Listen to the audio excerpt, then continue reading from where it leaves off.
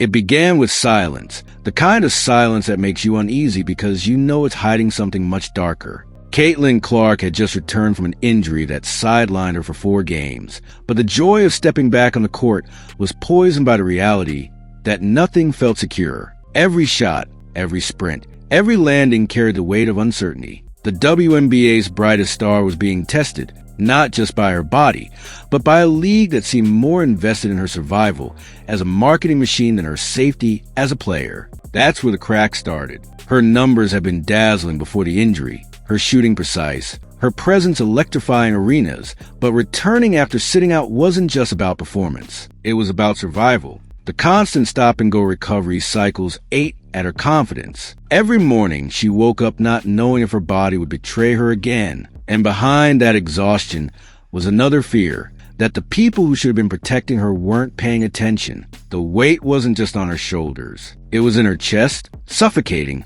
unrelenting. She wasn't just fighting her opponents anymore. She was fighting the system. The cracks were growing visible, spreading through every broadcast, every slow-motion replay of questionable contact. When Clark grimaced after a hit, fans asked themselves if this was just basketball or something more sinister. And slowly, the whispers began to build. Was Caitlin Clark being left vulnerable by her own league? Her absence, though brief, had revealed the terrifying fragility of the WNBA's house of cards. If their star player couldn't be trusted to stand upright, what did that say about the game? What did it say about those responsible for protecting her? Silence wasn't just damaging, it was damning. Fans didn't just want her back, they demanded it. Desperate for the dopamine rush of watching their phenom drain logo threes and pull impossible passes from thin air. But for Clark, the hardest part wasn't the game she missed. It was the knowledge that once she returned, she would still be unprotected. Her body healed slowly,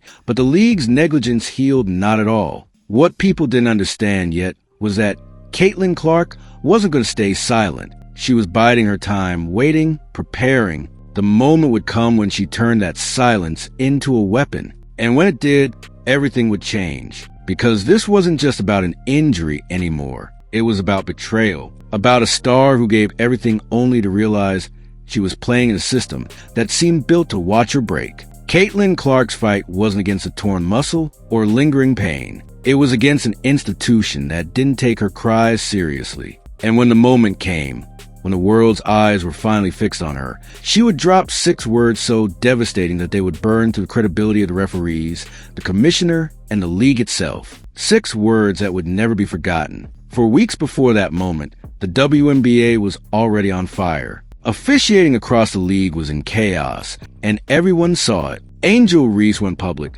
calling the calls diabolical. Kelsey Plum wasn't far behind, labeling the decisions absurd. Coaches, already walking a financial tightrope, were being fined for daring to speak what millions of fans could see with their own eyes. The truth wasn't hiding. It was on full display night after night. But the more the league was confronted, the more it recoiled. This wasn't incompetence anymore. This was denial. And Caitlin Clark was watching it all unfold. Instead of listening, Commissioner Kathy Engelbert poured gasoline on the fire with one of the most dismissive comments in sports history. No winning team complains about officiating. It was a statement so out of touch it felt like a taunt. It didn't just minimize concerns. It mocked them. To players who risk their bodies every night, it was a slap in the face. To Clark, still sidelined, it was confirmation that no one in charge was listening. What Engelbert didn't realize was that her words weren't just careless. They were fuel, and Clark was about to light the match. Because when the league tells its players their safety doesn't matter,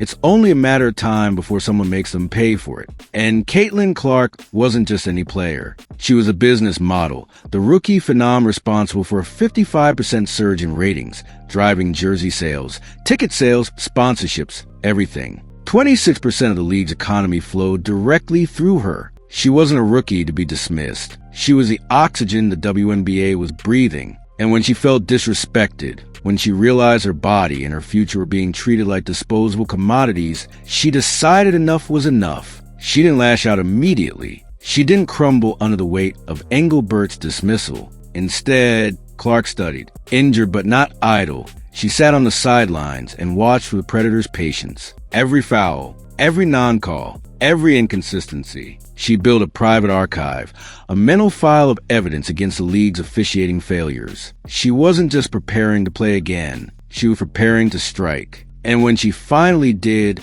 it wasn't reckless emotion. It was calculated, cold, and precise, a surgical hit aimed at the very foundation of the WNBA's credibility. They never saw it coming, but they should have. The moment came not in a post-game interview or a media scrum, where her words could be twisted or buried. No, Clark chose her battleground carefully. She picked Sue Bird's podcast, a platform that carried weight beyond basketball, a cultural institution stamped with legitimacy by one of the greatest players of all time. By speaking there, Clark ensured her words wouldn't be brushed off as rookie frustration. They would be carved in stone, legitimized by Bird's presence. And when the cameras rolled and the questions flowed, Clark didn't hesitate. She dropped the line she'd been saving. "I wouldn't miss a call." Those 6 words detonated like a bomb. It wasn't a complaint. It was a declaration. A direct shot at the referee's integrity, the league's authority, and the entire system that had left her exposed. The fallout was immediate.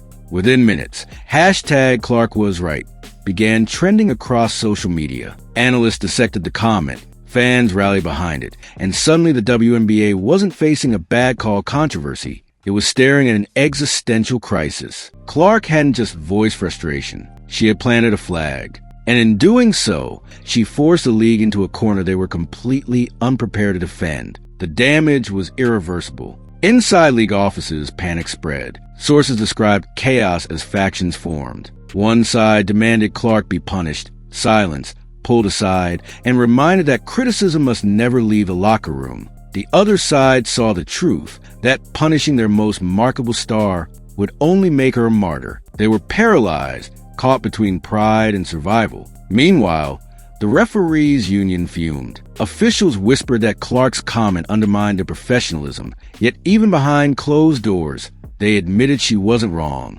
The data was damning, showing massive inconsistencies that proved her point. The silence that followed wasn't strength. It was surrender. The WNBA thought ignoring her words would kill the story. Instead, their silence became an admission of guilt. No clarifications, no fines, no statements. Just a vacuum that screamed louder than any punishment could have. Clark hadn't just thrown a punch. The league had dropped its guard and let it land. And with every passing hour, her 6 words gained more weight. They weren't the angry words of a rookie. They were the measured shot of a player who understood her value and realized she held more power than anyone running the league. The scales had tipped, and nothing could reset them. But silence has consequences. And the ugliest consequences don't appear in the headlines. They unfold on the court. When Clark returned to play against the Connecticut Sun, the tension was palpable. Everyone knew what she had said. Everyone knew the referees were under the microscope.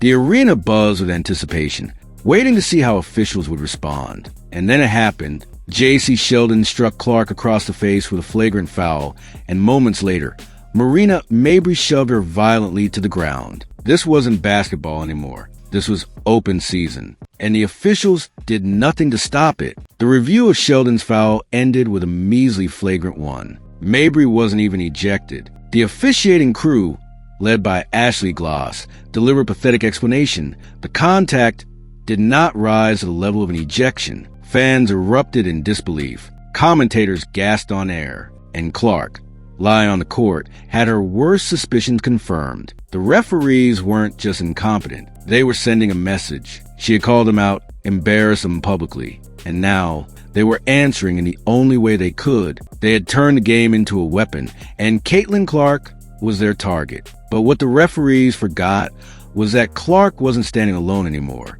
Her words had sparked something larger, a loyalty that went beyond fandom, beyond contracts. Her teammates were watching, too. And when Sophie Cunningham saw J.C. Sheldon driving to the rim in the final minutes of the game, she made a decision. Enough was enough. Cunningham dragged Sheldon to the floor, a clear and brutal retaliation. It wasn't just a foul. It was a statement. If the referees wouldn't protect their star, her teammates would. And in that moment, the league lost something it could never get back. Control. Cunningham didn't hide her intentions. After the game, she spoke with honesty that was rare in professional sports. She called out the referees directly, saying it had been building for years. She accused him of failing to protect the league's biggest star. And in that admission, she confirmed what millions had already concluded. This wasn't just about a bad night of officiating. This was about years of neglect that had finally boiled over. Clark's 6 words had opened the wound. Cunningham had poured salt into it. And now the WNBA was bleeding, unable to stop the flow. The message was undeniable. Even the numbers backed it up. Legal analysts uncovered a staggering statistic. Caitlin Clark had absorbed 17% of all flagrant fouls in the WNBA that season. One player, nearly a fifth of the league's most dangerous hits, all aimed at the rookie phenom, who also happened to be its biggest draw. That's not coincidence. That's not welcome to the league physicality. That's a pattern, a target, a statistical smoking gun that proved Clark wasn't imagining things. She was being hunted, and worse, the league's silence wasn't protecting her. It was enabling her attackers, giving them permission to keep going. This was no longer a story about referees. It was about power. Caitlin Clark had challenged the system and exposed its weakness. And in response, the system had turned on her, revealing itself as fragile, complicit, and corrupt. By refusing to act, the WNBA had lost its authority. By refusing to protect their most valuable asset, they had handed her all the leverage. The referees thought her words would fade. Instead, they became immortal. They thought they could break her spirit. Instead, she broke their credibility. And now, the future of the league hung in the balance, teetering on her shoulders. Clark had played the game and won. But her victory wasn't just personal. It was cultural. She had exposed the rot in the WNBA's foundation, forced conversations the league desperately wanted to bury, and empowered players who had long felt voiceless. She had shifted the balance of power away from the boardrooms and into the hands of the athletes. But make no mistake, this was only beginning, because once the system cracks, others rush to exploit it. And if Clark's blueprint works for her, what happens when the rest of the league follows? That's a nightmare the WNBA can't escape. The referees thought they were untouchable. The league thought silence was safety. Both were wrong. Caitlin Clark's 6 words were more than a criticism. They were the first shot in a battle for the soul of the game. A battle that will define not just her career, but the future of women's basketball itself. Because when the world's brightest star declares war on the system meant to contain her, there's only one possible outcome. The system falls, and in its place rises a new order.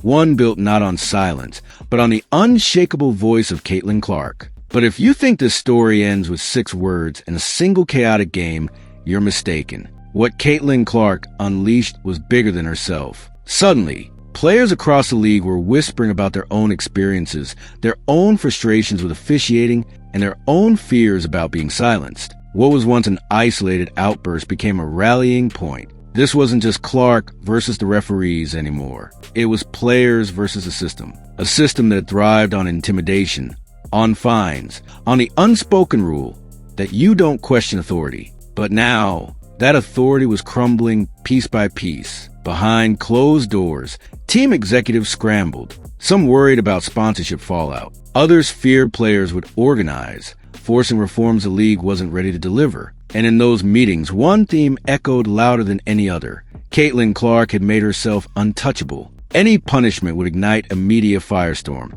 and any silence only confirmed her power. The WNBA's leadership found themselves boxed in, unable to discipline, unable to defend, stuck in the wreckage of their own making. Clark hadn't just won the argument, she had flipped the script entirely. For the first time, the league wasn't calling the shots. She was. Fans, meanwhile, weren't just watching games anymore. They were dissecting officiating reports, sharing slow-motion breakdowns, flooding social media with evidence of bias and negligence. The referees, once invisible arbiters of the game, became villains in a storyline too dramatic to ignore. Every whistle was scrutinized, every no-call replayed endlessly online. The credibility of the officials wasn't just cracked, it was shattered under a spotlight they were never prepared to endure. Clark's 6 words had transformed the conversation, turning referees into symbols of systemic failure. And with each game, the weight on their shoulders grew heavier, their reputations fraying under public judgment.